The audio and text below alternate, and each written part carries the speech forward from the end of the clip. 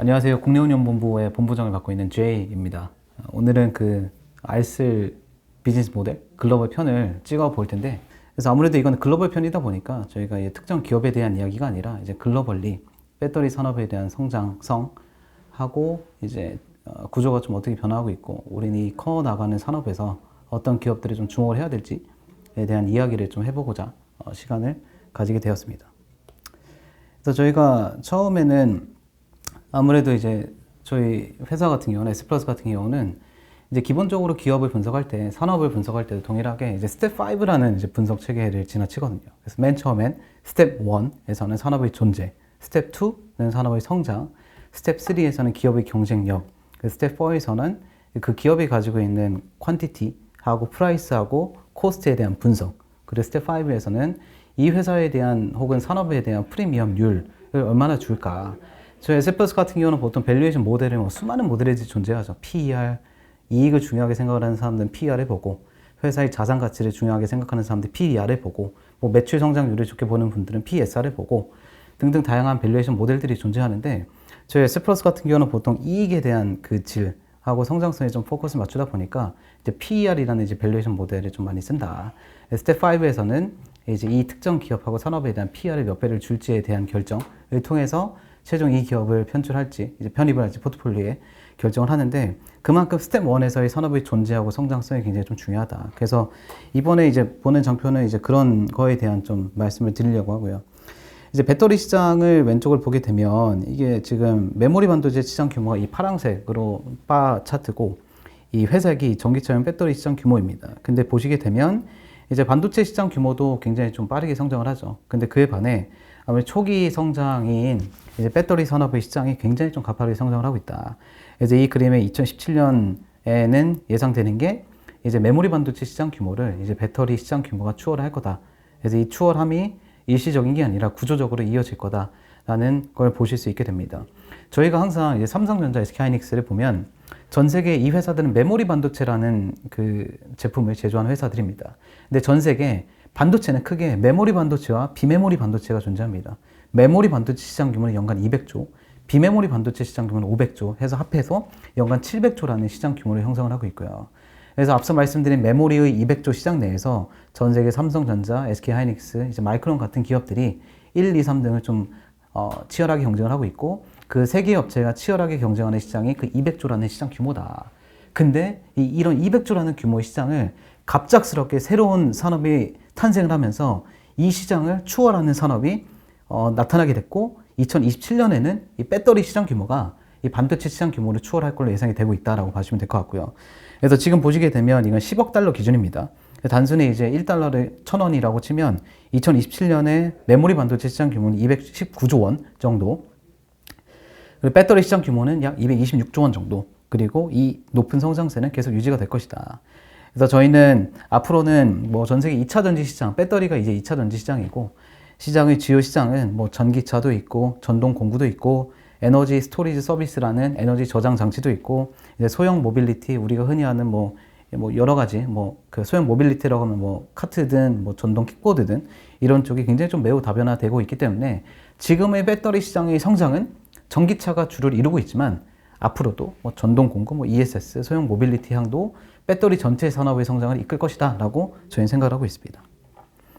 그래서 산업의 존재와 성장에 대해서 말씀을 드렸고, 저희가 항상 어떤 제품이나 서비스의 확장을 이야기를 할 때는 저희 회장님께서 항상 말씀을 하신 거는 세 가지가 충족이 되면 특정 재화와 서비스에 대한 수요는 굉장히 빠르게 증가한다 라고 말씀을 하시는데, 첫 번째가 효용, 두 번째가 가격, 세 번째가 인프라입니다.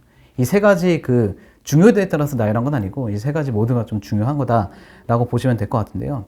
일단은 그럼 저희가 생각을 해봐야 됩니다. 배터리 시장의 아까 말씀드린 것처럼 가장 큰 시장은 전기차 시장이다.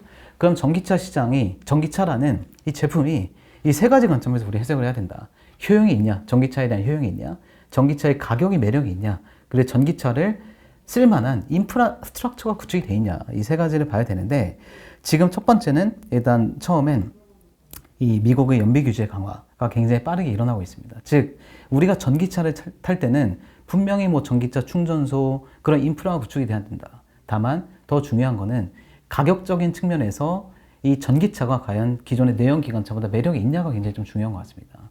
근데 올해부터 2023년부터 미국 같은 경우는 Inflationary Reduction Act라고 해서 IRA 법안을 통과함으로써 앞으로 미국에서 전기차를 사게 되면 보조금을 주겠다. 약 7,500불에 대한 보조금을 주겠다라고 이야기를 하고 있습니다. 그만큼 소비자가 전기차를 살 때 구매해야 되는 비용 부담이 좀 떨어지면서 가격적인 매력이 이 전기차는 굉장히 있는 것 같다라고 생각하고 있고, 이제 두 번째는 인프라, 그 IRA 법안 내에서는 또 전기차 충전소 인프라를 구축하는 법안 내용까지 포함이 되어 있기 때문에 이제 미국 내에서 강력한 연비 규제 강화와 함께 IRA 법안으로 인한 굉장히 빠른 전기차 가격의 하락, 그리고 굉장히 빠른 전기차 충전소의 구축 때문에 전기차 시장은 가파르게 성장할 것이며, 이에 따라서 배터리 시장도 동시에 커져 나갈 것이다 라고 저희는 생각을 하고 있습니다.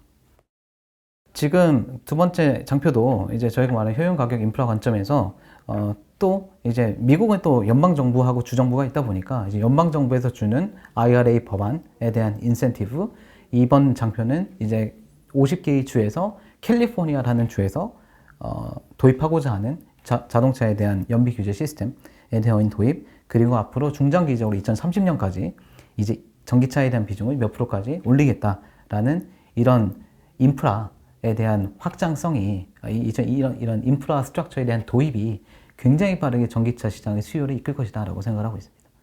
그 다음 장표로 넘어가면, 그리고 저희는 지금까지는 이제 배터리 시장 내에서의 전기차의 비중을 이야기했습니다. 전기차가 성장을 하니까 배터리가 성장할 거다. 두 번째는 앞으로는 굉장히 빠른 재생에너지 시장이 펼쳐질 것이다.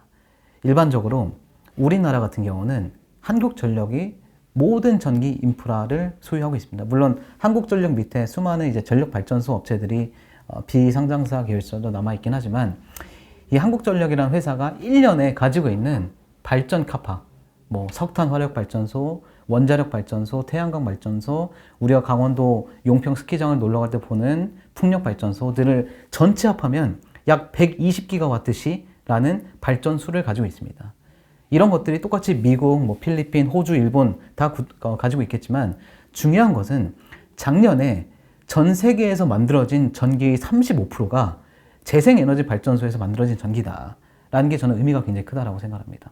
그래서 보통 보면 우리 인간이 24시간 전기 소비 시간을 보게 되면 아침에 일어나서 아침에 방을 불 켜니까 굉장히 올라갔다가, 낮에 출근하니까 굉장히 올라갔다가, 오후에 계속 높이 갔다가 저녁 때까지 있다가 밤에 줄더니 새벽 내에는 계속 줄어듭니다. 근데 문제는 일반적으로 재생에너지 발전소에서, 특히 풍력발전소 같은 경우는 바람이 24시간 풀리 붑니다.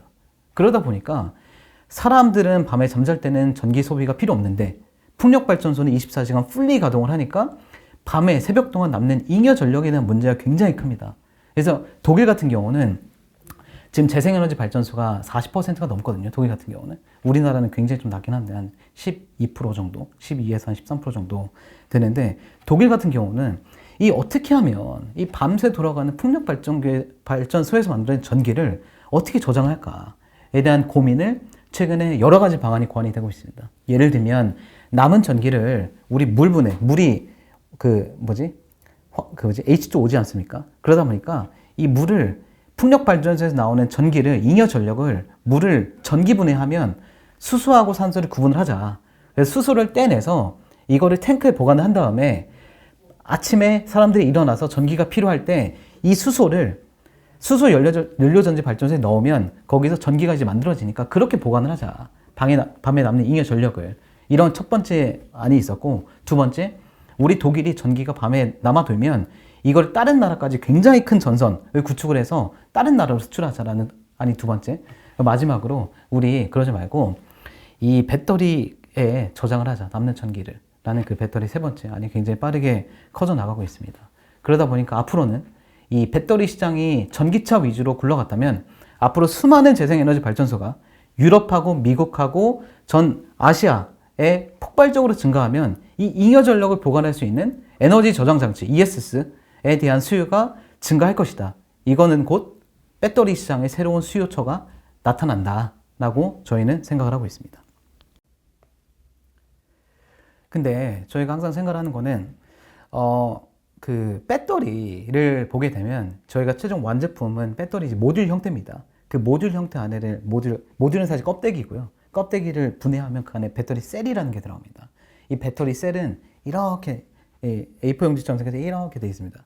근데 이 배터리 셀은 국내에서는 만들 수 있는 회사가 3개 있습니다. 흔히 아시는 제가 아까 말씀드렸던 우리나라 SK 하이닉스를 제치고 시가총액 2등으로 올라간 LG 에너지 솔루션, 시가총액 100조인 기업, 굉장히 큰 기업입니다. 100조면. 이 100조인 기업이 배터리 셀을 만드는 기업이고, 뭐 삼성 SDI가 두 번째로 만들고 SK온이라는 SK 회사가 이 3개 회사가 이 배터리 셀을 만들고 있습니다. 근데 문제는 이 전 세계적으로 배터리 셀을 만들 수 있는 국가가, 경쟁력을 가지고 있는 국가가 딱 3개밖에 없습니다. 중국, 한국, 일본입니다. 그러다 보니까 이번에 제가 앞서 말씀드린 미국의 IRA 법안을 통과했던 가장 큰 이유도, 미국에서도 우리 앞으로 배터리가 굉장히 중요한 산업일 것 같은데 왜 우리나라에서는 도대체 배터리를 제대로 만들 수 있는 회사가 없느냐 라고 하면서 이번에 IRA 법안 통과해가지고 수많은 배터리 셀 제조사들을 미국의 공장을 짓게 하려고 그런 IRA 법안을 통과시킨 겁니다. 그만큼 전 세계 중국, 한국, 일본 많이 배터리 셀을 제조하는데, 문제는 이 밑에 왼쪽 그림을 보시게 되면 2025년까지 이건 배터리 셀을 만드는 기업들입니다. 보시게 되면 작년에 전 세계 배터리 셀의 생산 능력이 1771기가와트십니다. 근데 이게 2025년이 되게 되면 약 2.5배의 성장인 4335기가와트시가 구축이 됩니다. 이게 도대체 얼마만큼의 양인지 모르시겠지만 작년에 2022년도에 전 세계 모든 자동차의 판매량 대략 한 8천만 대 정도가 판매가 됐는데, 이 중에서 약 9%가 전기차였습니다. 즉 8천만 대 곱하기 9%는 약 720만 대의 전기차가 팔렸는데, 올해는 약 1000만 대의 전기차가 판매될 걸로 추정을 하고 있습니다. 약 1000에서 1100만 대. 그래서 작년에는 전기차 침투율이 9%였다면 올해는 12%까지 증가를 합니다. 그럼 도대체 전기차 한 대에는 배터리 용량이 얼마나 들어갈까? 지금 흔히 우리가 아는 전 세계에서 가장 많이 팔린 단일 EV 브랜드, 전기차 브랜드는 테슬라의 모델 3입니다.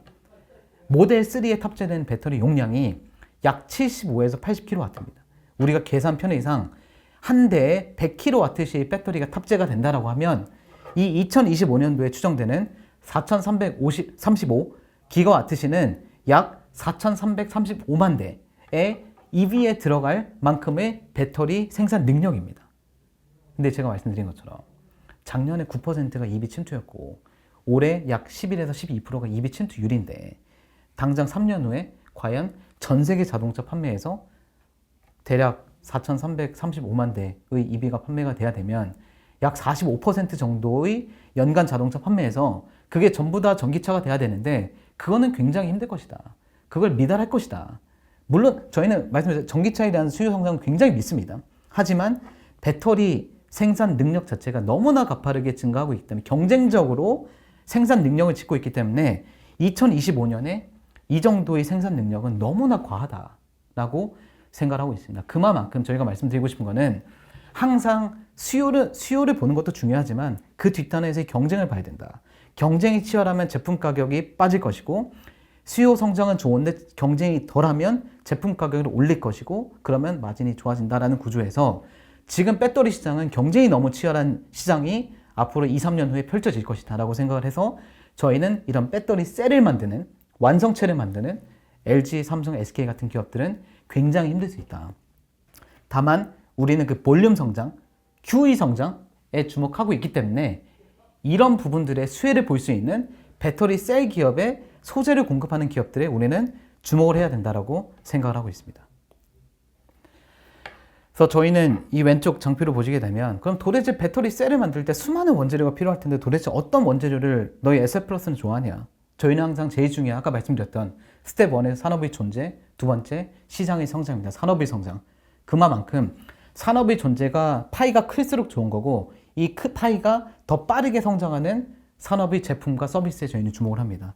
그래서 저희는 그런 배터리 셀을 제조할 때 어떤 제조 원가에 대한 비중이 높냐로 보면, 보시게 되면 양극재가 24%, 음극재가 11%, 조립비 11%, 분리막 9%, 인건비 18%, 이거는 이제 노무비니까. 그래서 원재료를 보면 양극재에 대한 원재료 매입비가 굉장히 크다. 그래서 저희는 그만큼 산업의 존재에서 가장 큰 양극재 시장에 우리는 주목을 해야 되고, 주목을 해야 된다라고 생각하고 있고, 요게 또 전해액 같은 기업들은 앞으로 굉장히 하이니켈, 그러니까 에너지 밀도를 높이기 위해서 하이니켈에 대한 수요가 커질 것이고, 이런 하이니켈을 대체하고 보완하기 위해서 실리콘 음극재 혹은 CNT 도전재 같은 소재들이 새로 탑재가 되면 전해액에 대한 물성이 변해야 된다라는 것 때문에 저희는 그 전해액 업체들에도 굉장히 주목을 하고 있다라고 말씀드리고 싶습니다. 아까 말씀드렸던 것처럼 전기차 시장 침투는 작년에 9%로 끝났고 2022년도에 9%로 끝났고 올해 같은 경우는 11에서 12%, 즉 성장을 할 것이다. 다만 저희가 생각하는 거는 간혹 그렇게 말씀하시는 분들이 있습니다. 아니 본격적으로 전기차가 성장을 하는 건 2015년부터다.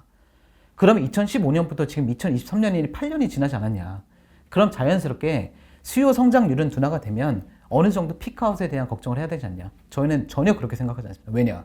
전 세계 누적으로 전 세계 지구상에 깔려있는 자동차의 누적 보급 대수가 15억 대입니다. 전 세계 운전하고 있는 자동차 수가 15억 대인데 그 중에서 누적으로 깔린 전기차의 침투는 1%밖에 안 됩니다. 근데 저희가 전 세계 15억 대에서 LPG하고 디젤차의 누적 침투율은 30%를 초과합니다. 그만큼 이 30%는 없어질 시장이고 이 30%를 대체할 EV 시장은 아직 1%밖에 안 된다. 1%가 30%까지 커지려면 약 30배 이상의 수요 성장이 남아있는데 이 단순히 피크아웃을 논하기에는 너무나 이른 시점인 것 같다라고 생각을 하고 있습니다.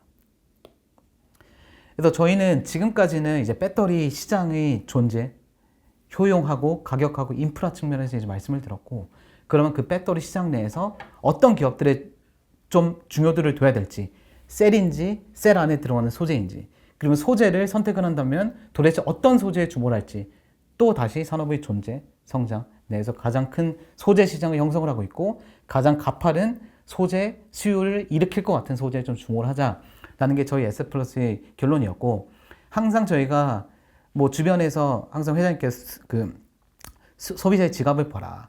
소비자의 지갑에서 기업의 매출이 만들어지고 그 매출로부터 이익이 비롯되고 그 이익이 기업의 주가를, 그 주가가 기업의 가치를 만들어낸다.